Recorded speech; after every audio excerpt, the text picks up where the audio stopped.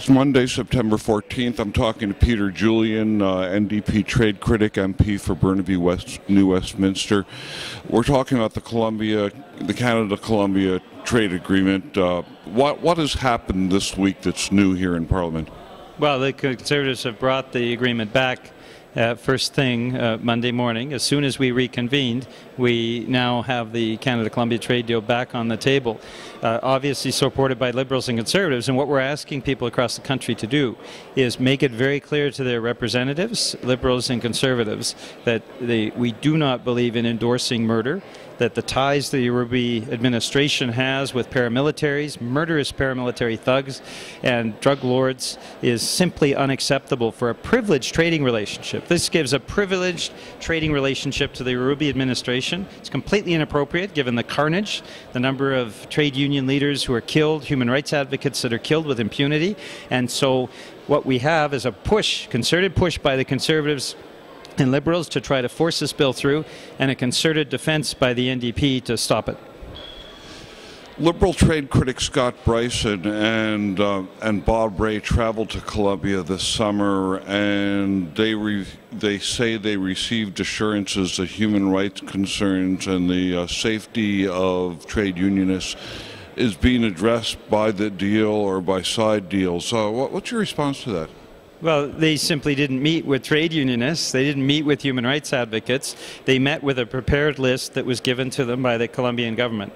And quite frankly, they didn't speak to anyone who could have actually told them what was going on in Colombia. I mean, I don't completely blame them in the sense that they're Liberals, and Liberals never seem to get to the bottom of any question.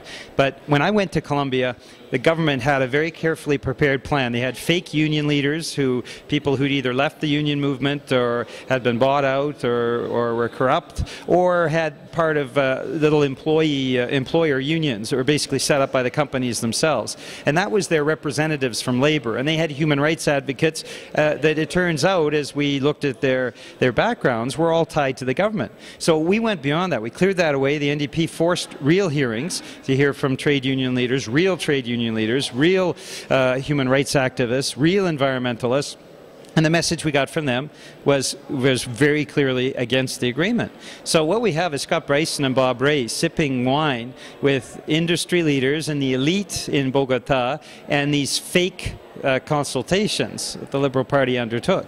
We need to make it very clear that that is unacceptable, that they are certainly not speaking for a majority of Colombians when they talk to just a few of the very wealthy elites, and that the human rights concerns, given that the number of trade unionists killed is increasing, the number of human rights activists killed is increasing, the human rights concerns are even greater now than they were 2 years ago.